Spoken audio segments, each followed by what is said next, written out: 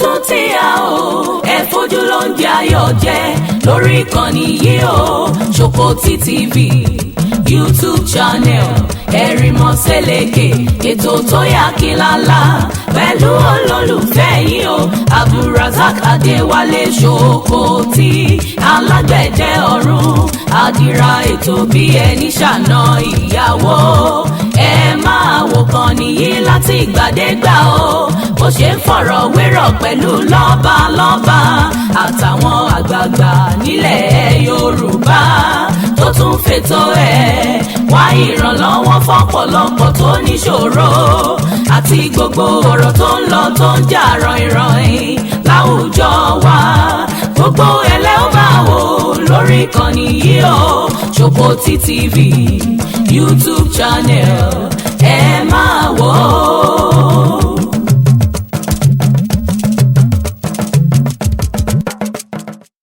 Police station and take the report. Yeah. You will see that 80% are Nigerians and they are all Igbos. There's no Yoruba man. There is no Fulani Hausa man. Yeah.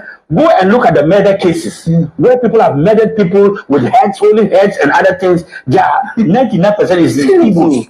Igbos. Go and look for armed robbery. Where people will stop cars. Look, they are all over the whole country. They are in every part of Ghana. Selling spare parts, bicycles, parts, what do you call it, phones, and they are a serious threat to our society and our sovereignty. They are the ones doing the armed robberies. Yeah. They are the ones doing the prostitution. Now you are comfortable allowing such a man, even telling him that you have, look, diplomatic ties does not mean that you should be foolish. No. Diplomatic ties doesn't mean you should be foolish and sell out your country. This is the only country we have, Ghana. When you go out there in foreign land, don't you behave like a gentleman? All of you ministers, when you go to your counterparts' countries or you travel abroad, do you even rub your shoulders like this? You walk like this. And somebody is in your country walking like this. And you are comfortable with that person against your own people.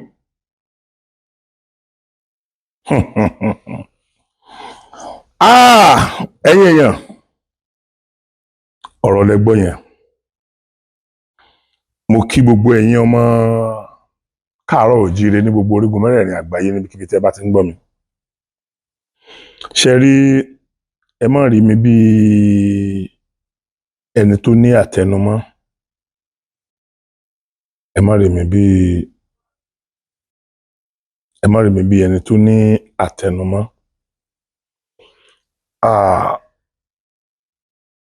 Mo fẹ́ kí Yorùbá padà sí iléeṣẹ́ àwa kì í ṣe ìrankíran Ghana lẹ gbọ́rọ̀ lẹ́nu ẹ̀yìn Ghana gbogbo táwọn Ghana ń sọ látijọ́ iná ẹ̀ ń gbọ́ náà Ṣòkòtì kọ́ ló tó ń kó yẹn sí wọn lẹ́nu wọ́n dẹ̀ ń findicate àwa ń findicate Yorùbá ń findicate wa ṣùgbọ́n àwọn lọ́wọ́ kù sí lọ́wọ́ àwa lá bara wa jẹ́ àwa lá sọ̀rọ̀ ara wa láì dá àwa ni ọmọ tí wàá máa ń jalè ọmọ ọlọ́mọ tó bá jalè kò ní mínì sí wa tọmọ tí wáyé ní problem even tí ò jalè á pè lólè láì ní nǹkan kan tẹ́ fi lè proof kó lè ní láì ní nǹkan kan tẹ́ fi lè proof kó lè ní. Mo dúpẹ́ pé mo tètè bẹ̀rẹ̀ kínní àsìkò campaign ò tí bẹ̀rẹ̀ otherwise a ti rí oríṣiríṣi àwọn ọ̀rọ̀ tí àwọn èèyàn máa sọ bọ̀ ẹ mọ̀ gbà tí mo ti bẹ̀rẹ̀ ẹ mọ̀ gbà tí mo ti wà lórí ọ̀rọ̀ ọmọ olódùmọ àwọn ní Ìgbò dé ẹ mọ̀ náà ẹ mọ̀ gbà tí mo ti wà lórí ọ̀rọ̀ Ìgbò ẹ mọ̀ náà so kẹ́tí mo ń try láti sọ ni wípé tó bá jẹ́ pé election ti súnmọ́ sí ẹ sọ ẹ ní mo ti gbowó ni àwọn tẹ́ ń gbọ́ yìí tó bá jẹ́ pé mi mò ń sọ jáde ẹ̀rù Ọlọ́run ẹ wò now ọmọ Ghana kan lẹ tún gbọ́ tó tún sọ nìyẹn against Nigeria Igbo not the entire Nigeria ṣùgbọ́n ṣẹ́rí èmi ò ní kí Gàmbàrí ọmọ sàn rárá o tí ò bá ti fi kìyà tèmi kò kàn mí mo tún wá rí write up kan tí ọmọ Igbo kan ṣe ṣe pé Yorùbá sọ pé idà ahun ni wọ́n fi pa ahun ní tó bá jáde lẹ́nu wọn náà láàmú lo against wọn ẹ dẹ̀ rí i pé mo ń sọ fún yín wípé kì í ṣe gbogbo Ìgbò lólórí burúkú, àwọn Ìgbò olóríire wà o, àwọn Ìgbò olóríire tó ń ní láárí wà o, wọn pọ̀ táwọn tí ò ní láárí ni o, that is the truth.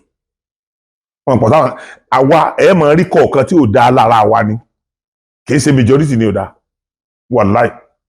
Ẹ máa rí kọ̀ọ̀kan bíi ká kó 500 èèyàn jọ kárí bíi èèyàn 50 70 tí ò dáa. Ẹ mọ̀ pé nǹkan tí ò bá dáa táwọn èèyàn bá ṣe ọmọ ń circulate gan dáadáa tá a bá ń ṣe kì í hàn.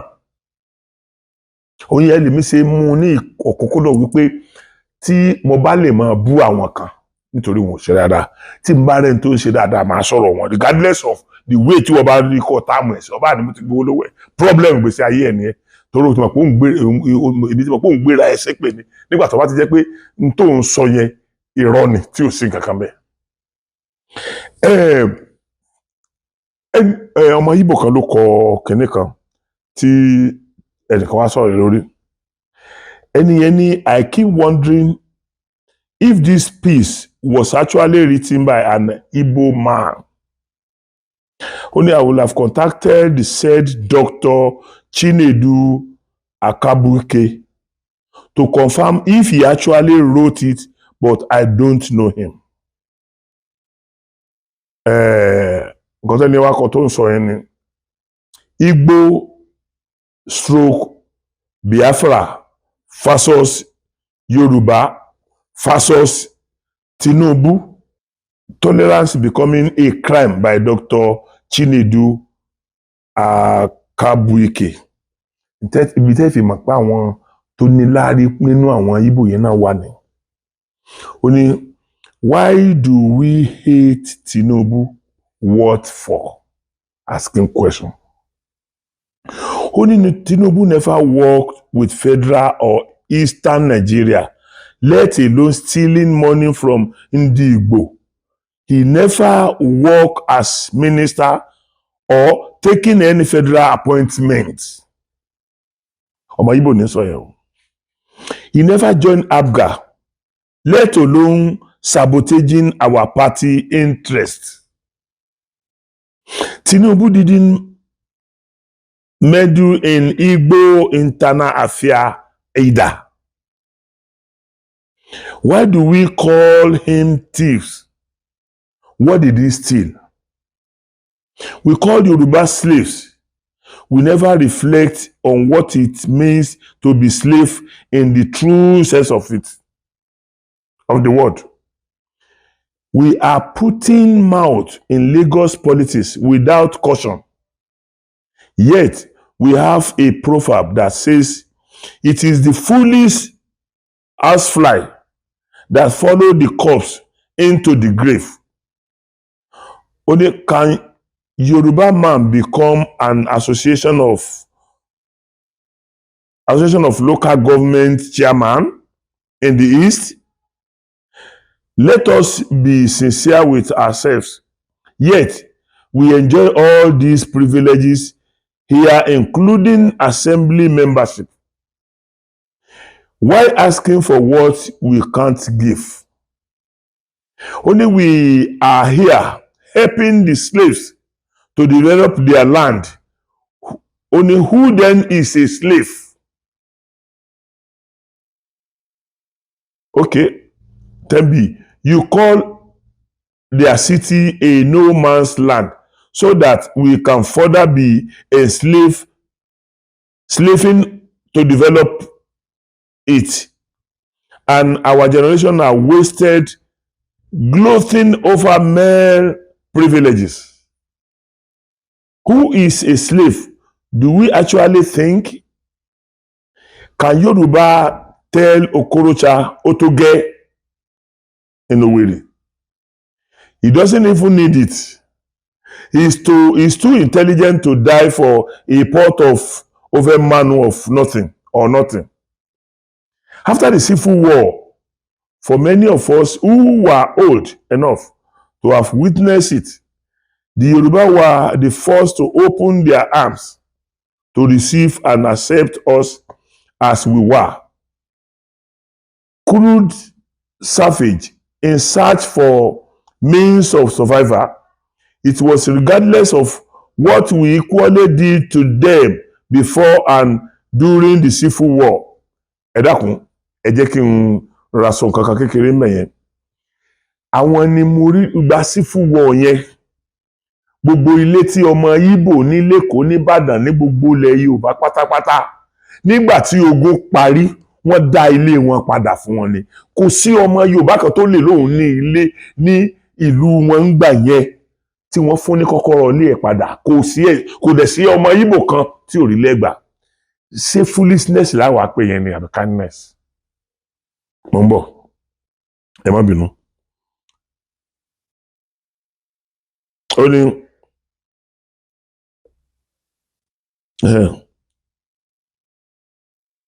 okay. Only I also remember not paying any rent among Yoruba guy without a penny for my first 3 years in Lagos and another 2 years in Ibadan. Only, can we survive Yoruba attack in Yoruba land? If they actually mean to, we and Mbaise men cooperate with the Nsukka or Afikpo. Ẹ má bínú ọ̀rọ̀ àwọn ìlú wọn yẹn ni mi ò mọ̀ bá ṣe ń pè o. Or the Imo with Anambra. If we all decide to relocate at home at once, Babangida send me home. Phenomena is still in the memory of some of us who survived the incessant and uncontrollable space of robbery across the Onitsha Bridge, who many people will want to go in spite of our empty pride. And if you people are as foolish as we foolishly think, and if Yoruba people are as foolish as we foolishly think, why agitating? How will agitating be to our benefit? Why not Otoge in Abia, Enugu, or Owerri? Can a man from Aba become a commissioner or PAMSEC in Enugu State Civil Service? Yet, it happened here. Why not be careful? We adopted ABGA but wisely voted PDP. How was Tinubu our headache? Was he the cause of our downfall? Why always blame others for our inability and want to take glory for any small thing we think we have done well and even overblow it? Only we claim we were so creative during the Civil War. Now history. We also come every maid in Nigeria is from Aba. But go to Oyo and Osogbo to see what lazy mechanics are doing quietly in the automobile industry. Yet, we make noise that other ethnic are either mumu or lazy, except we alágbára mami Yorùbá ọ̀lẹ ó tiẹ̀ tán fi òwe Yorùbá kún. Ó ní the most hardworking humans who cannot develop their own land, unfortunately. Ó ní why looking for avoidable problem? Why? Ó ní it was you in the north being attacked, in Malaysia being killed, in Gabon and Ghana being molested. 99.9% of Nigeria killed, 99.9 molested or killed of Nigeria in South Africa are of Igbo extradition. And sometimes by following hardworking Igbo. Why?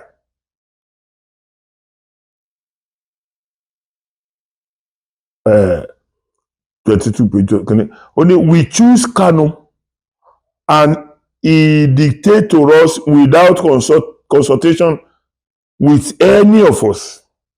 They choose Tinubu, who became an hero among them by bowing to or adopting the choices of their majorities. Why are we angry? We choose Azikwe and they choose Awolowo. How are they more mumus follower than ourselves? Sikh became a president and we gained from it.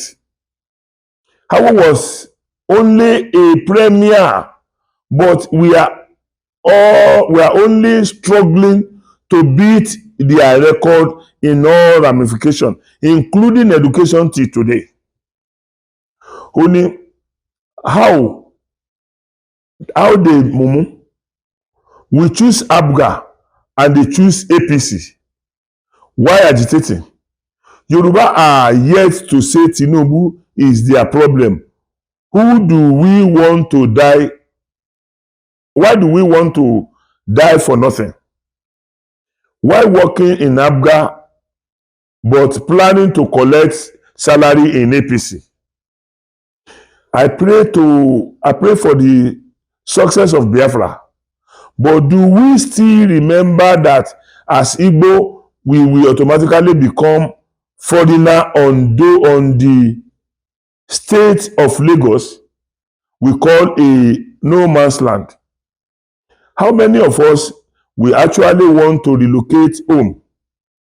Should Biafra actualizes, or if its citizenship is on the condition that you relinquish all our citizenship in Africa? I leave that answer to the individual.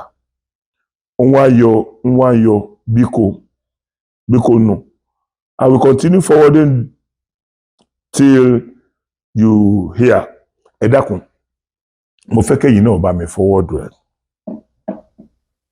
Ọmọ Yíbò ló tún sọ yẹn. Nínú gbogbo ntẹ́lẹ̀ yìí náà tún sọ, apart from èyí tẹ́ ẹ wò tán tún sọ̀rọ̀ yẹn, nínú gbogbo ntẹ́lẹ̀ yìí náà tún sọ, ẹ sọ ẹyọ kan tó jẹ́ irọ́. Kí ló wá dé tó jẹ́ pé ìran tiwa nìkan làwa máa condemn, ìran tiwa nìkan làwa máa bú. Fellow Nigerians, greetings and blessings to you. My name is Zach Orji, actor, filmmaker, and media consultant. It is 55 and a half years since the Nigerian Civil War ended in 1970. 55 and a half years, and for the first time since the war ended in the history of this country, a president in the person of President Bola Ahmed Tinubu has set up the Southeast Development Commission, along with its subsidiary, the Southeast Investment Company, with a takeoff capital of 150 billion naira. Today, the Southeast has a Minister of Works for the first time, in the person of His Excellency Engineer David Umahi, former governor of Ebonyi State. President Tinubu has also approved the allocation of $3 billion for the reconstruction and rehabilitation of the long-abandoned Eastern Rail Line corridor to boost transport and economic activity. In the words of President Bola Ahmed Tinubu, the era of infrastructure, marginalization, isolation, and neglect is over, marking the beginning of a new chapter of transformation, inclusion, and nationwide connectivity. The Southeast today is witnessing a new wave of federal attention and infrastructure development under President Bola Ahmed Tinubu. The main objectives of the Southeast Development Commission are to drive sustainable development, to promote investment, to support infrastructure development and to improve the standard of living in the Southeast region. And the overall vision is to position the Southeast as the preferred investment destination in Africa by 2035. The President's Southeast Superhighway project is another landmark legacy project that will end infrastructure marginalization in the Southeast. Ladies and gentlemen, the Bible says in the book of John 8:32, "Then you will know the truth, and the truth will set you free." And in the book of Isaiah chapter 1 verse 18, the Bible says, "Come now and let us reason together." These landmark legacy projects in the Southeast truly encapsulate the 3R concept, which was voiced soon after the Nigerian Civil War. That is reconstruction, rehabilitation, and reconciliation. In addition to the Southeast region, there are other landmark legacy projects going on in other geopolitical regions of this country. What can we say in respect of all of these? Fellow Nigerians, relax. President Tinubu is fixing Nigeria. President Bola Ahmed Tinubu, well done, and we appreciate you big time. May God Almighty continue to keep you, inspire you, strengthen you, sustain you, lift you, and perfect and embellish everything that concerns you and your dreams and aspirations for this country. In the mighty name of Jesus Christ of Nazareth, our Lord and Savior. President Bola Ahmed Tinubu, carry go, nothing do you. Ìran tiwa nìkan lè fẹ́ condemn despite bá a ṣe dáa tó yẹn. Despite bá a ṣe dáa tó.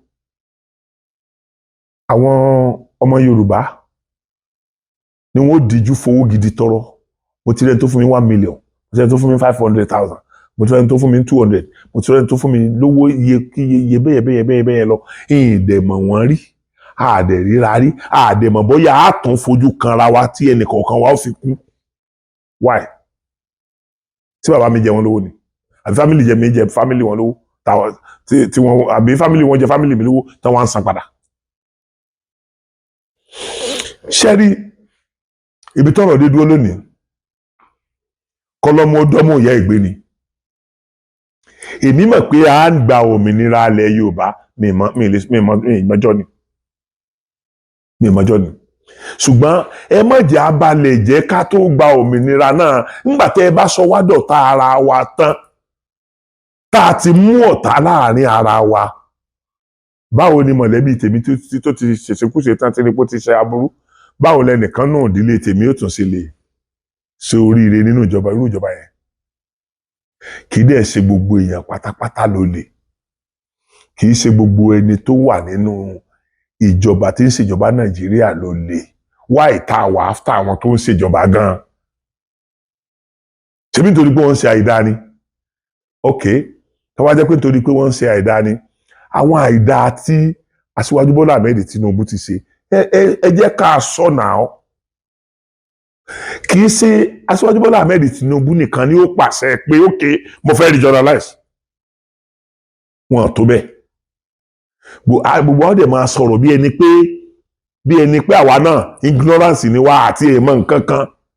So possible for Aṣíwájú Bọ́lá Ahmed Tinubu láti dá kí náà ń korúkọ ẹ̀, láti dá pàṣẹ pé ṣé àwọn àṣẹ presidential order tán máa ń níyẹn ṣé wọ́n lè fi order pé kí kálukú padà sí state ẹ̀ tàbí kálukú padà sí region rẹ̀, ṣé irú àwọn àṣẹ tó lè fi padà so lágbára àti fi parú àwọn àṣẹ yẹn tàbí tán bá ń debate ẹ̀ ní house mélòó la ní mélòó ni wọ́n ní bẹ́ẹ̀ àwọn tán dẹ̀ ń bá wa jà yẹn tán ń pa wá ń pakúpa yìí àwọn náà ni wọ́n jẹ́ olórí lọ́hùn. Ẹ bá gbọ́ ọba kan ọba kan kìnìkan ọba kan kìnìkan àwọn náà ni.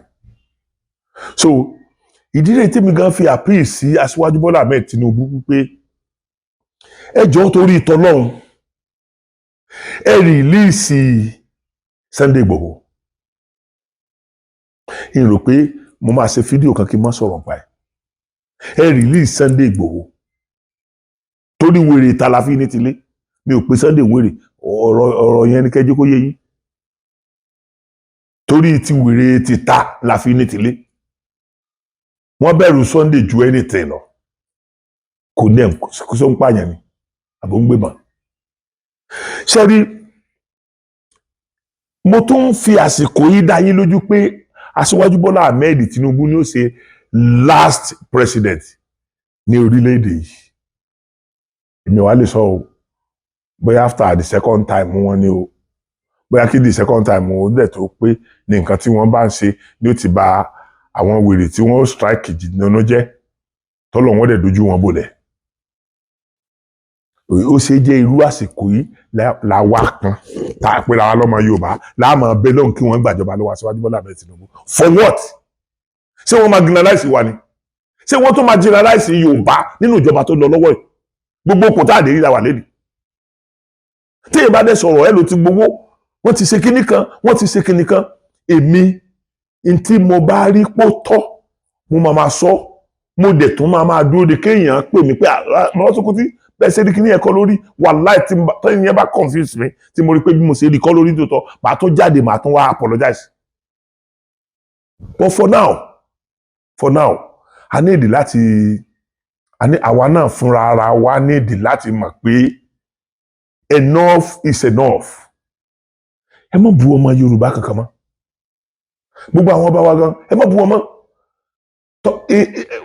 time wa ta waste lórí àwọn èèyàn ń bú ọba wọn ń bú jóyè yẹn tó bá ṣe pa à ń waste time yẹn lórí àwọn afọbajẹ tí kì í ṣe pa à ń bú wọn tá à ń jẹ́ kí wọ́n rí àṣìṣe wọn ní gbogbo ìgbà wàláì ọ̀rọ̀ lọ́balọ́ba ò ní rí bó ṣe rí mọ́ kò ní rí bẹ́ẹ̀ mọ́ kẹ́nìkan kàn dé decide láti jọba tí kì í ṣe bíbélì wọn fi búra fún ẹ nípèbí tí kì í ṣe kùránì náà fi búra fún ẹ nípèbí kí wọ́n wá believe pé kùránì àti báìbù yẹn ló máa lò lé wa lórí. bàbá wa Ọọ̀ni Christian ni wọ́n náà ìgbà tí náà omi wà lọ́dọ̀ wọn wọ́n kọ́ church sínú palace mosque ń bẹnu masalasi mosque ń bẹnu palace yẹn church ń bẹnu nínú palace yẹn náà kí ló wá ń dẹ̀yìn èèyàn láàmú kí ló tó yẹ pé tiwa nìkan lè rí tiwa nìkan lè fẹ́ àtúrí tiwa nìkan lè fẹ́ tú àwa dẹ̀ ní àbàjẹ́ tó wà ń tẹ́ ni bí àwọn elédè míì ṣe bàjẹ́ ó náà lẹ́yìn náà gbọ́ yẹn ọmọ Ghana lẹ́ni tó kọ́kọ́ sọ̀rọ̀ àkọ́kọ́ ọmọ Ìgbò lẹ́ni tó kọ́kọ́ sọ̀rọ̀ ẹ̀kejì ṣé Sokoti ló wá kọ́ wọn ni abẹ́nu mi ni wọ́n ń gbà sọ̀rọ̀ àbí àkásọ pé wọn ò rí nǹkan tó ń sọ yẹn kásọ pọ̀ dẹ̀ ni wọ́n jókòó nù. so one thing ni pé tá a bá máa sọ̀rọ̀ ń pa pé Aṣíwájú Bọ́lá Ahmed Tinubu ní ìdí láti fi Sunday Igboho sílẹ̀ ẹ jẹ́ àsọ kì í sọ̀rọ̀ ebú Aṣíwájú Bọ́lá Ahmed Tinubu kọ́ ló mú Igboho àwọn kọ́ ṣùgbọ́n àwọn náà ní opportunity àti lè release Igboho sí tí wọn bá wá release Igboho àwọn èèyàn tó ṣe same on us èdè àtòyè tèmi bí lípọ̀ yẹ ká máa sọ̀rọ̀ sí ní ẹ̀ tí sọ̀rọ̀ ká máa búyàn ká máa tán gbogbo ìbútẹ́ tí ń bú wọn láti jẹ́ ìpáwọn olóṣèlú níbo ni irinṣẹ́ wo lẹ ní lọ́wọ́ láti fèsì àwọn olóṣèlú pé wọ́n gbọ́dọ̀ selection irinṣẹ́ wo lẹ ní lọ́wọ́ ìgbà táwọn ọmọ wọn kan ní láti àbí LADC àní táwọn àlùmọ́jìrì wọn tí wọ́n ń gbé plákáàdì tí wọ́n sọ pé àwọn fẹ́ sójà kí ló tí wọ́n kọrin bẹ́ẹ̀ nígbà àwọn bàbá tiwọn